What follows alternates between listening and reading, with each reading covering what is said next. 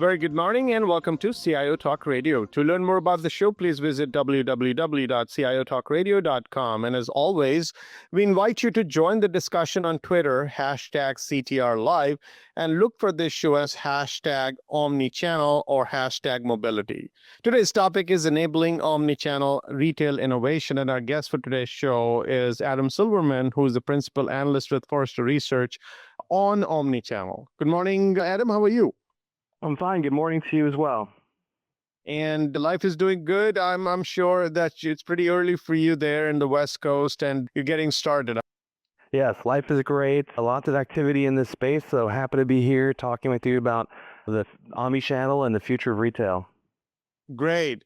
Now, we always have seen that the legacy retail industry has actually adapted quite well to the digital age, save for a few examples of sectors being completely disrupted by new business models. And yet changes are still coming so quickly, and we wanted to explore what solutions there are for retailers to still innovate in this new era.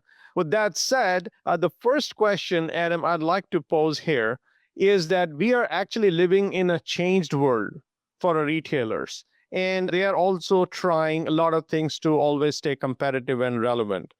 Do you think there is something special that's going on which is triggering this omni-channel related exploration that they should go this route? And this is complex and it will take a lot of investment. What is causing this? What's the trigger and business driver? Well, I think you're really speaking to the heart of the challenge and opportunity here. As retailers have evolved and as new technology has come on board, primarily with mobile technology, retailers are finding that their channeled vision or their channeled silos, if you will, over the past 10 years no longer work in terms of meeting client or customer expectations. And so there's two things that are really happening. One is that consumers are expecting more from retailers. They are now enabled with the mobile devices in stores. They're able to access information pretty much at will, and they have endless aisles. And so they expect more from retailers. And at the same time, retailers are welcoming in new technologies and new capabilities that allow them to grow and expand their business. So for instance, if you look at commerce technology, what we used to call e-commerce can now be called commerce technology or commerce suites. And we're finding that more and more retailers are leveraging this digital commerce technology across the entire organization. And so again, what that looks like is the breaking down of silos within retail organizations and moving more towards a customer-centric approach, what we call at Forrester here, the age of the customer. And that view is fundamentally changing how businesses invest in technology, how they organize themselves internally. So there's a massive amount of change happening internally within organizations, within their org structure themselves. And then also how they measure success. Again, just a few years ago, we were looking at success measured with solely based on ROI, especially in digital channels. And now that's changed. Customers now move from device to device. It's much harder to track an individual customer in the digital space. And therefore, retailers are moving towards different measures of success, which can include customer satisfaction, customer engagement, as well as lifetime value. So you did mention about the way the customer is changing. And if you're ever more fickle, ever more defecting customer because they really are in control.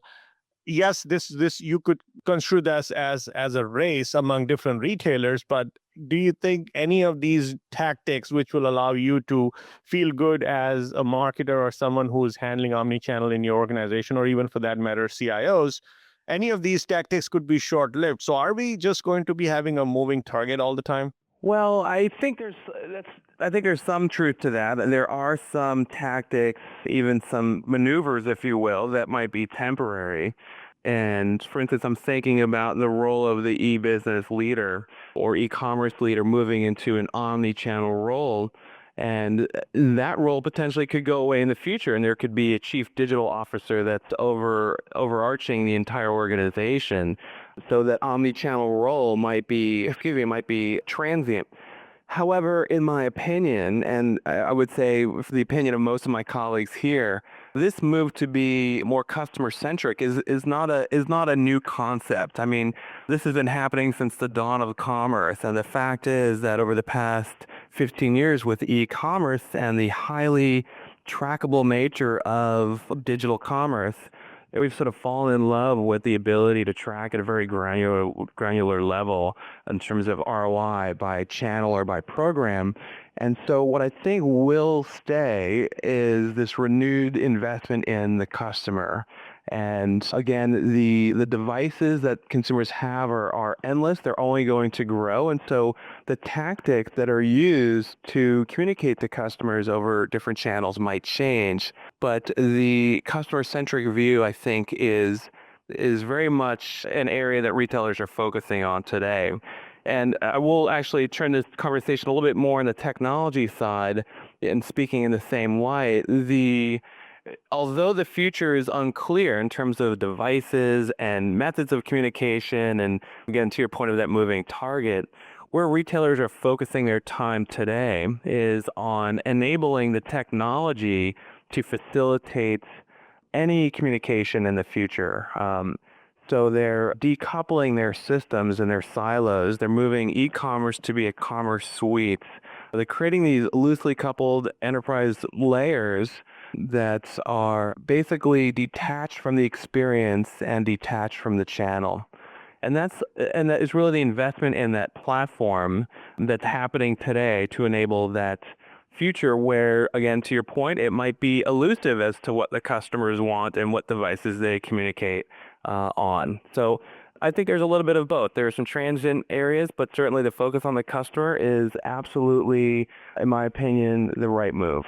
What, in your view, based on all the different surveys and polls and focus groups that may have been conducted across multiple retail organizations as well as the customer segments, what's a common set of sentiments which is driving? What are they really looking for today, and how do you extrapolate that to know what people are going to look for tomorrow? Because everything else that you are doing with respect to omnichannel and other retail creativity and strategy, it is all going to be dependent on how clear of a view, how big of a clairvoyant this whole community becomes with respect to what a customer of today and tomorrow would want. That's true. Our data shows that customers at this point in time are looking for utility, right? They're looking for the ability to find a product. They're looking for the ability to fulfill their demand. So, and that's really manifesting in terms of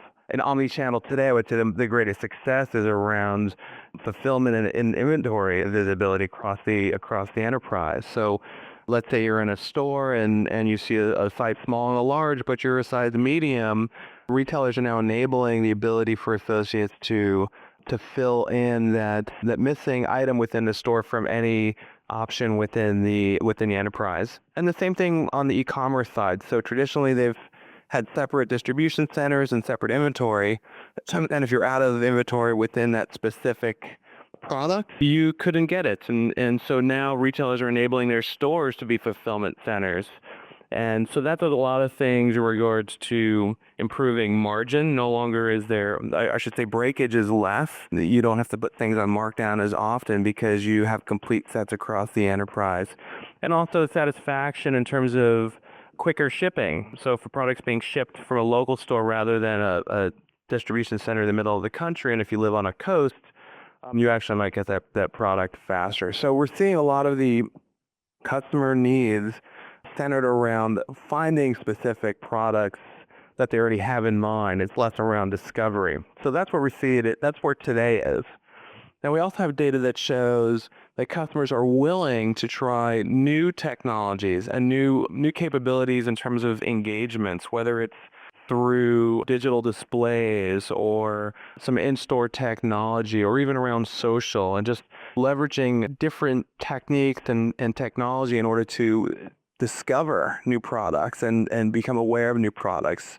And so that is the future of omnichannel, is leveraging all of the data from the entire organization and making that available to each customer in wherever they are. So whether it's in a store, on a mobile device, or on a website.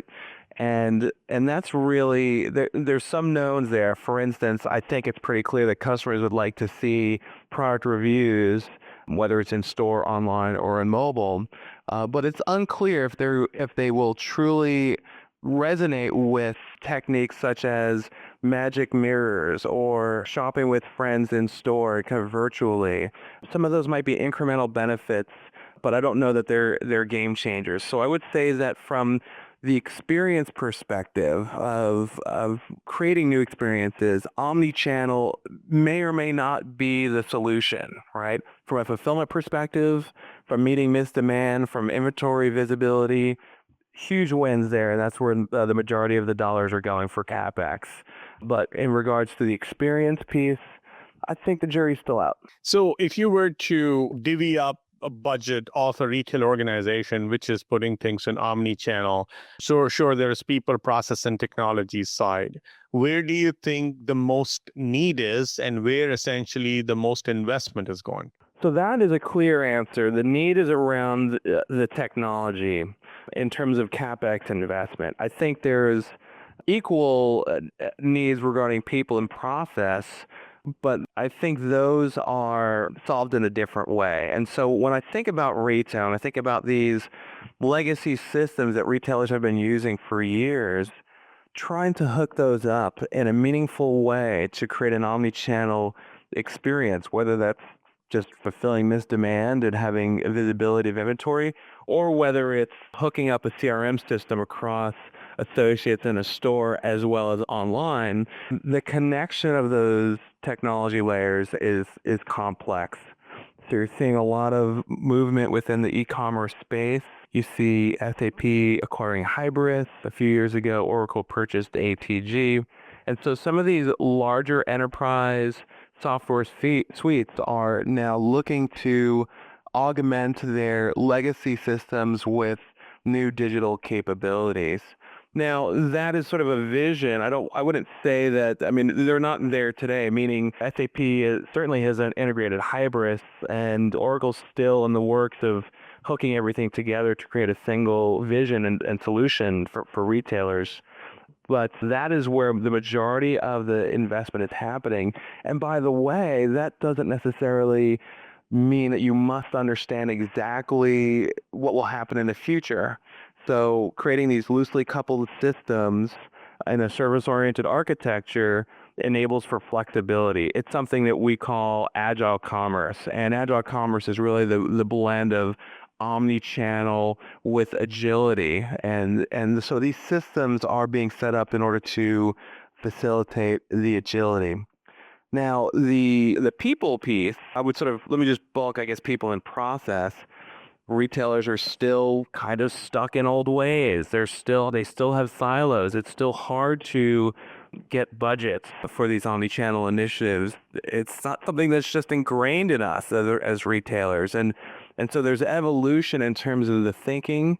And for the most part, we're seeing the C-suite, especially the CEO, playing a greater role within these omni-channel decisions, because it really needs to be top down. That vision, that org structure, and that purpose for being as an organization is evolving.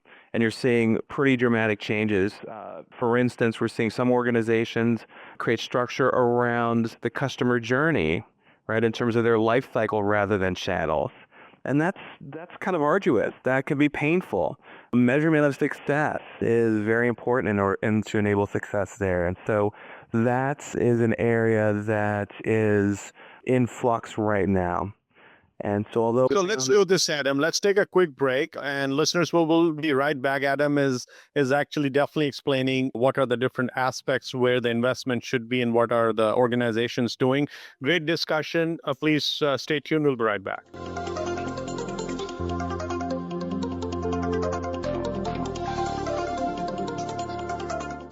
The U.S. and Canada represent just 5% of the global population, but collectively we consume about 35% of the world's resources. Supply is not keeping up with demand, so change is not an option, it's imperative.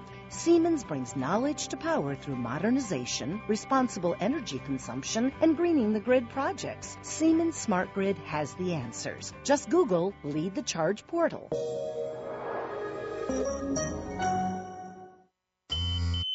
Wait, is that your pager?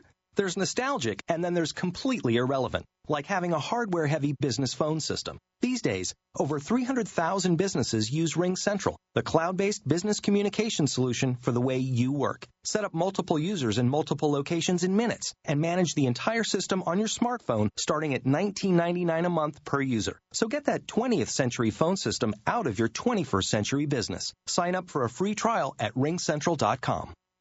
The switchboards and Rolodexes are gone, and so is the need for a hardware-heavy phone system.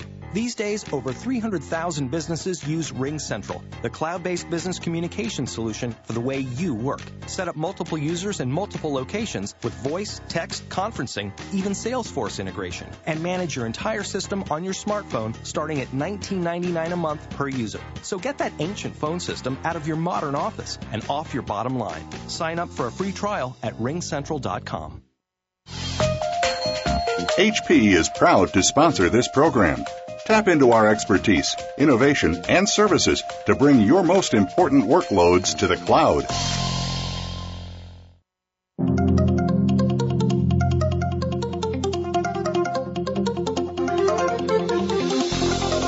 You are listening to CIO Talk Radio with Sanjog Aul. To learn more about the show, please visit www.ciotalkradio.com. If you have a question or comment, call toll-free at 1-866-472-5790. That number again is 1-866-472-5790. Now, back to the show. Here's Sanjog Aul. Welcome back. So take it away, Adam. Great. We were just talking about the technology piece in terms of the investments. And here at Forrester, we have a few indicators that sort of tell us this is a hot topic. One, we're seeing greater, involvement from our e-business partners around technology. We're seeing increased what we call inquiry calls, which is where they are calling us to answer specific questions. But we also have lots of primary data as well that supports this piece. And in a recent survey, I was just pulling up some data here, when asked what technology investment priorities are most important for the coming year, there actually is a tie between e-commerce platforms and multi-channel integration. And the reason why they're both at the top is because for e-commerce, that's really the growth engine. This digital commerce piece is really driving retail successes over the past bunch of years, and it's been some time, and that still continues to grow. It's still a smaller piece on the overall pie. We see by 2016 e-commerce only being on aggregate 10% of overall sales, but it's certainly the growth engine. And then again, in my perspective, if you stripe out that E, you have the commerce platform. We do believe that these commerce platforms will be ubiquitous at the enterprise level and power even store pieces. But that multi-channel integration, again, just as high as fueling e-commerce growth, this multi-channel integration at 52% is, and that's, again, priority. 52% of retailers say that that's a priority. That is really tied towards the technology needed in order to fill missed demand, whether it's in store or online. So you definitely mentioned different aspects where the technology could be utilized, and there are retail organizations. So would you think that the person at the top, as you mentioned, the whole change will be driven top down?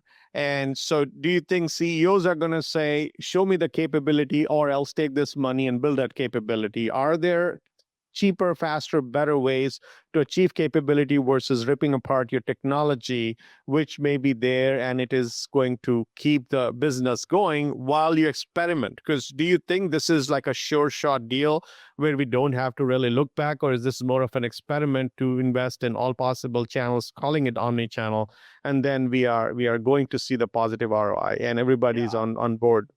Yep.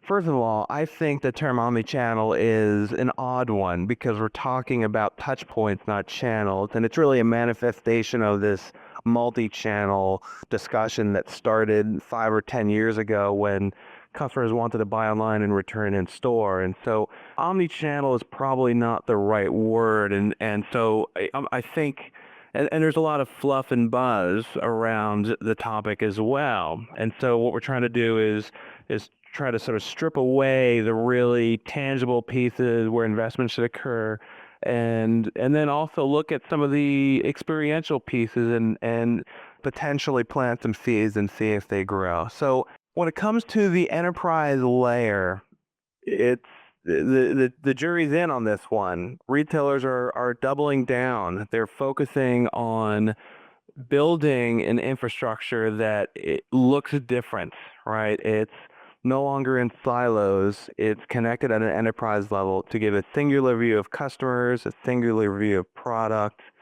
And by the way, there's associate-facing pieces as well. And so enabling the associates to be empowered. I mean, you can imagine going into a store with your mobile device and looking up a product and geeking out and looking at product information from various retailers. Meanwhile, the store associate is not enabled to do that. So you have today an environment where the customers are, in some cases, leading the innovation, and retailers are actually a step behind. And that, we can all sort of agree, is probably not a good thing, right? And so even if you look at the store, that what we call the digital store or the future store, Wi-Fi connectivity is not ubiquitous, and it needs to be. There's still a bunch of hurdles in terms of that infrastructure. And so if somebody asks me, should I invest in Wi-Fi in the store, both for guests and for associates, I would give it 100%, 110%. There's really no reason why you shouldn't have it. And I'd say the reasons for having it, there's great ROI in going after connected customer and associate within the store. So from a technology perspective, from that enterprise platform layer, yes, they are ripping apart the systems. I'm going to give you one other example. Let's talk about point of sale. These are hardened legacy systems, often with long contracts, and as those contracts renew, retailers stop and think now, do we need to just go with the same old point of sale, or what we call point of service vendor? Or is there a new version of this that's coming out there? Why can't I use my commerce suite to power transactions in store? And so you're seeing disruption in some of those legacy systems. So you might rip out your old legacy point of service software, hardware, your in-store servers, and you might move that to the cloud in the future. We're not there just yet because, again, we're talking about hardened systems that can't go down. And I think that the digital commerce players are still kind of focusing on creating a hardened system, one that will satisfy the needs of store operation leaders and CIOs. But you can see that being a logical area that is ripe for disruption from technology. So now then, let's talk about sort of the buzz stuff, the experiential pieces. And this is where, again, I'm going to point back to our work regarding Agile Commerce, which is our term for what I'm saying is a blend of omnichannel with agility in terms of your structure. And so I am in favor of point solutions that focus on some of these areas in a trial perspective in order to prove that business case. So we see retailers, and I would say also within this new omnichannel role, you're seeing a lot of those innovation areas move over into that group, and you're seeing the C-suite carve out budget for those types of innovations, whether it's in-store mapping or clienteling or even product builders and configurators or digital signage. I mean, there's a myriad of things that retailers are working on. The jury's still out on whether or not those should garner high budget. And so you're seeing a lot of solutions, a lot of point solutions out there that are going after those kind of niche areas. And then you can imagine if you have this loosely coupled enterprise architecture, if one of those point systems turns out to be effective through web services, it becomes a lot easier to plug them in, and through APIs, right? So you start to have an ecosystem where you can plug and play different pieces and be agile. But again, you still need that platform. You need services, you need APIs, and you need all that talking well together in order to enable this future organization that has to be nimble. So I guess to answer your question, I think it's both. I think, yes, we're ripping out these systems. We're making big bets on technology. And in fact, our technology partners, when they brief us, they mention that they're seeing more sales are going towards these transformational technology sales than in the past. So we're seeing proof of that. So again, that's happening. But again, these point solutions certainly have a place within the organization. And there's really a little bit of both. Now, one area when we talk about the process and the way we would do innovation or bring about innovation would be perhaps based on data, our analytics, and our gut. Where we are going, we do not have much data for the future. And in the recent past only, we have created vehicles where the customers can actually touch an organization and consume their goods and services through multiple channels. So where is that decision making happening, or how is that decision making happening? Because if we are just going to go and say we're going to collect a lot of data and then we introduce big data and other things, then we are leaving that gut factor which made companies in the past sustainable and successful. But before we get into this question, let's take a quick break, listeners. We'll be right back and expand.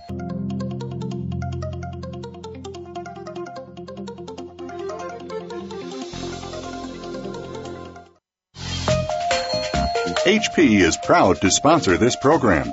Tap into our expertise, innovation, and services to bring your most important workloads to the cloud.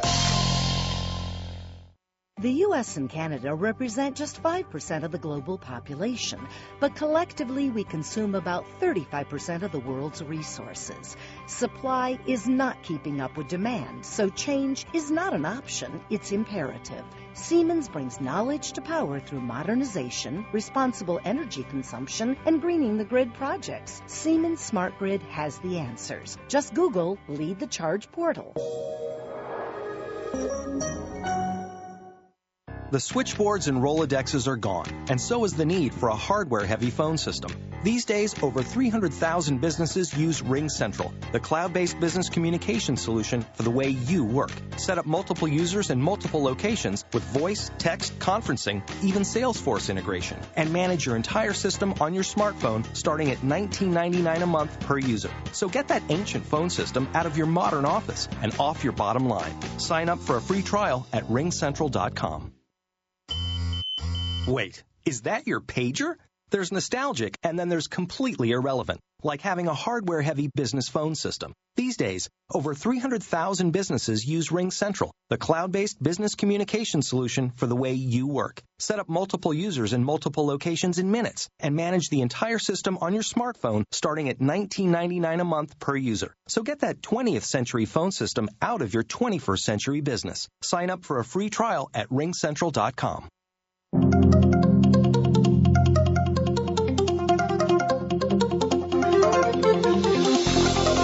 You are listening to CIO Talk Radio with Sanjog Aul. To learn more about the show, please visit www.ciotalkradio.com. If you have a question or comment, call toll-free at 1-866-472-5790. That number again is 1-866-472-5790. Now, back to the show. Here's Sanjog Aul.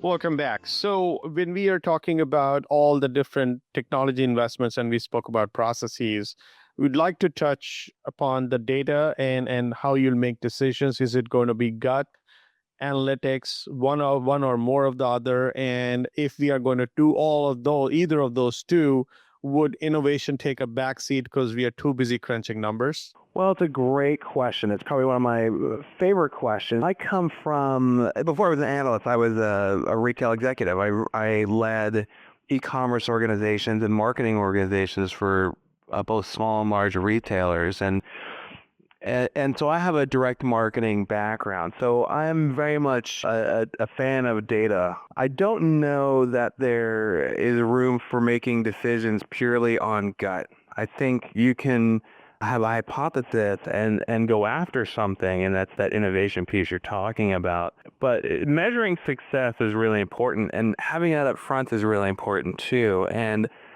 And so when I think about the omni-channel initiatives, the ones that are successful today have clearly defined goals, and they are then measured against those goals. I do believe that there is some execution that's occurring in a sort of pure innovation state without actually thinking about setting up those goals up front. And to me, that leads to very poor execution and then ultimately the demise of that initiative. So let me give you an example. I recently visited a very large retailer, an office supply retailer, who touted an innovation store that's one of their true innovation stores. And so I made a sort of a surprise visit, and sort of what analysts do, we go and we investigate. And I found the experience to, well, here, let me just sort of say what the pitch was that they're enabling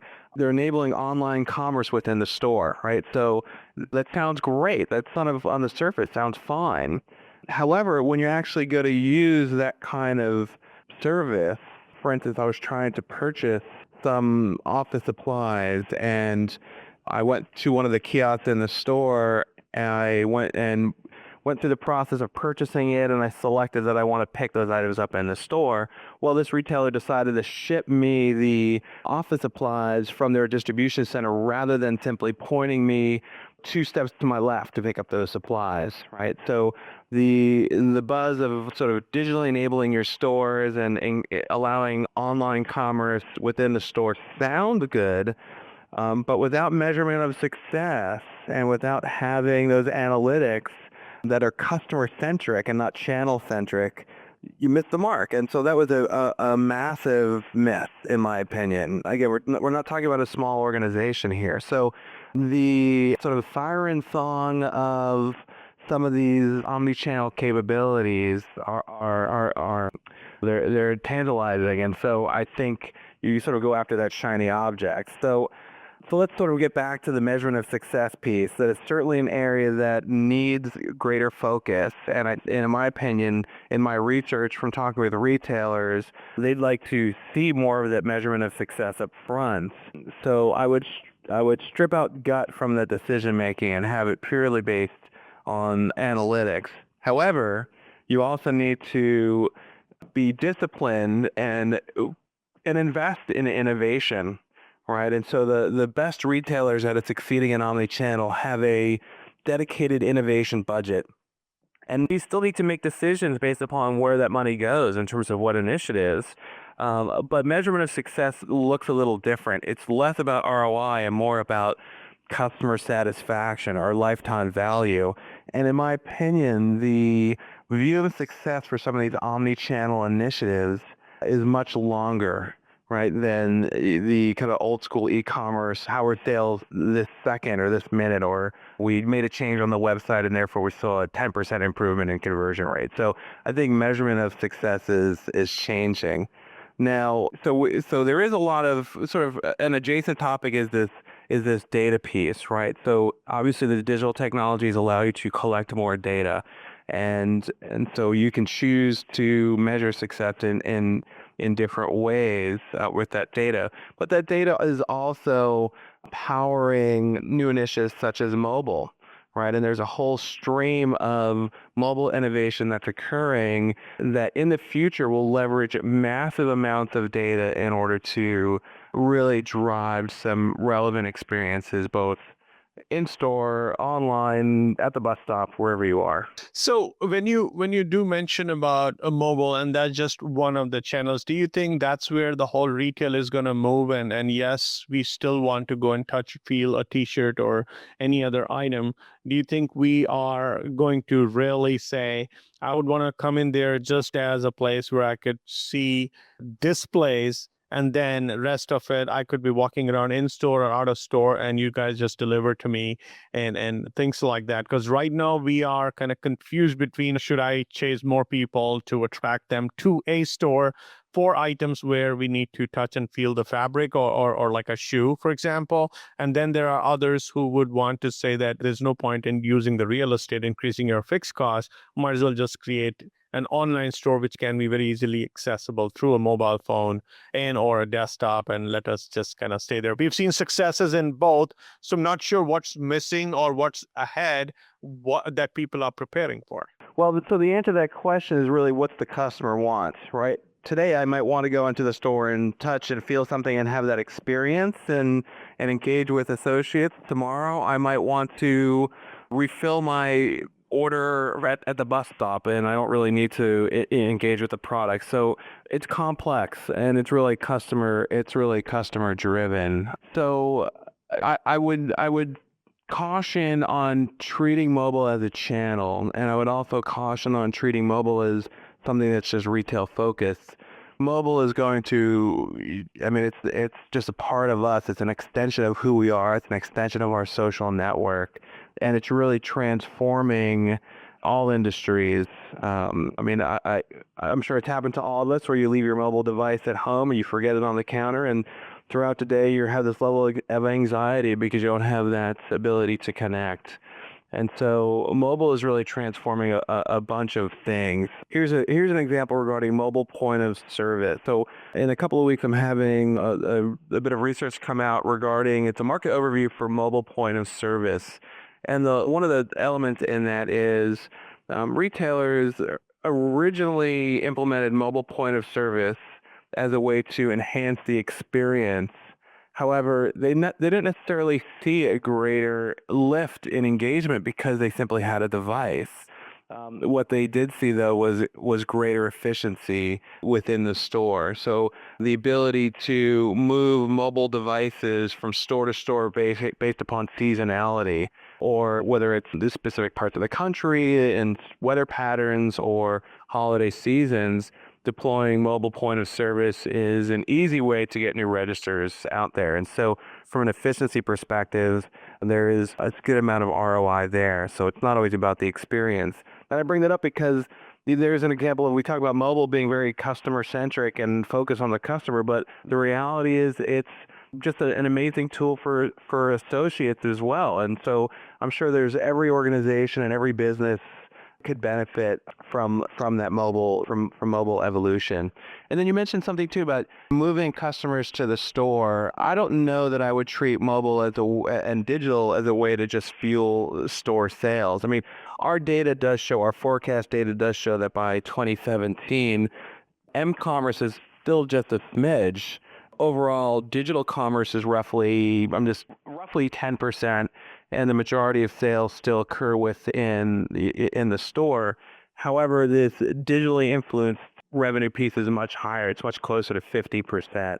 And so it's not necessarily about moving someone from channel to channel. It's about engaging with them wherever they are. And mobile unleashes new things. You could be at the grocery store and you can, let's say if you're diabetic, you can use your mobile device to give you context as to what's appropriate. You can be at a bus stop with a digital display, and proximity marketing can take effect, and that digital display can change based upon your preferences or products you viewed. So it's really a game changer when it comes to how customers engage with retail brands. And by the way, it makes retail brands portable. I mean, this concept of the portability of your brand is very much going to happen, and it doesn't really matter the channel. What really matters is that customer touch. So if you were to compare the retailers or click and mortars or e-tailers, I mean, there are three flavors, if you will, that exist in the retail world. How is omnichannel any different for any of those? Or is being manifested or implemented any of those? I think I guess there's two parts of this. One is there really a difference? I don't know that there is a difference from a customer perspective, right? They sort of don't care. You can put manufacturers in that bucket as well.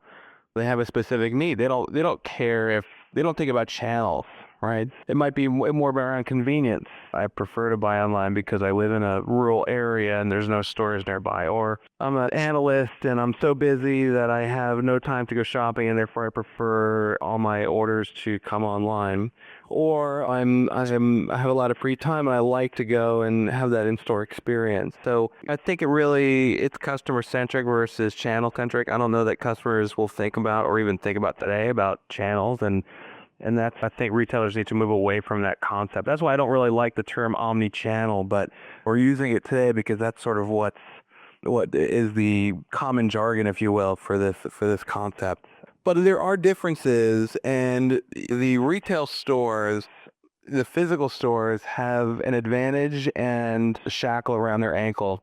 The advantage is obviously that physical experience. That's something that you can't replicate online.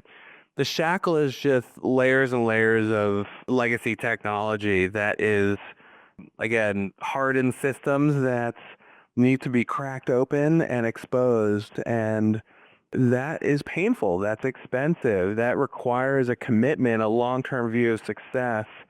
And we're seeing the most activity, as I mentioned earlier, in that area. So if I were a retailer today, I mean, if you look at some of the new retailers, Warby Parker is a great example. Bonobos is another. They're opening up a handful of stores, not necessarily just to grow sales, which used to be how retailers would do it. They'd open up X number of stores and sales would sort of follow that, and you can scale up your business that way. It's expensive. But these sort of innovative retailers are opening up stores to do things like data collection, to have a brand experience, to understand the appropriate size of their customers so that they can then offer them fitted clothes online. And so again, measurement of success is different for those retailers in the store, and they're using that physical channel in a different way. And I expect more retailers to do that. And you would see some of the big boxes going into smaller urban markets, and they're reducing their OpEx, they're reducing their footprint, but they're extending the aisle with technology integration. So let's take a quick break, listeners. We'll be right back, and let's look at the very undertaking, which is quite a large investment in many cases, in order to not only bring your own internal systems, but actually get all your value chain players, your supply chain partners, and anyone else who together comes to deliver that seamless experience. So is this truly like a win-win for all parties, or there are some internal challenges in the way a retail outlet is able to deliver an omni-channel experience, but behind the scenes there is a firefighting going on? And if yes, what type of challenges are there before people can really say we have aced this art to deliver omni-channel experience? Please stay tuned. We'll be right back.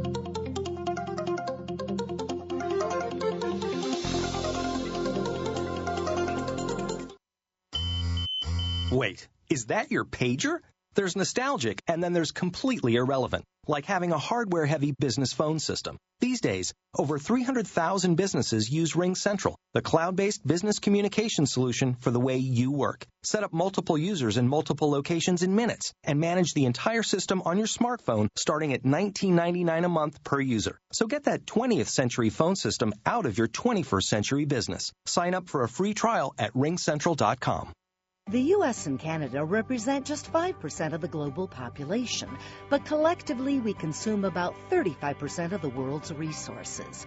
Supply is not keeping up with demand, so change is not an option, it's imperative. Siemens brings knowledge to power through modernization, responsible energy consumption, and greening the grid projects. Siemens Smart Grid has the answers. Just Google Lead the Charge portal.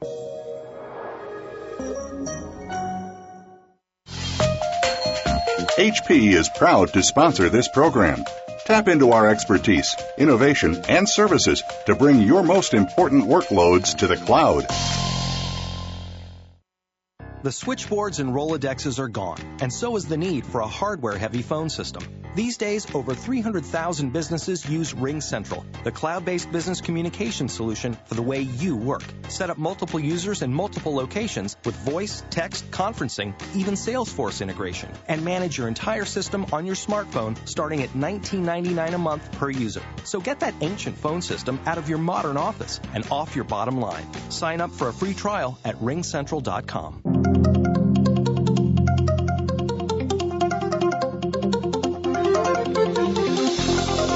You are listening to CIO Talk Radio with Sanjog Aul. To learn more about the show, please visit www.ciotalkradio.com. If you have a question or comment, call toll-free at 1-866-472-5790. That number again is 1-866-472-5790. Now, back to the show. Here's Sanjog Aul.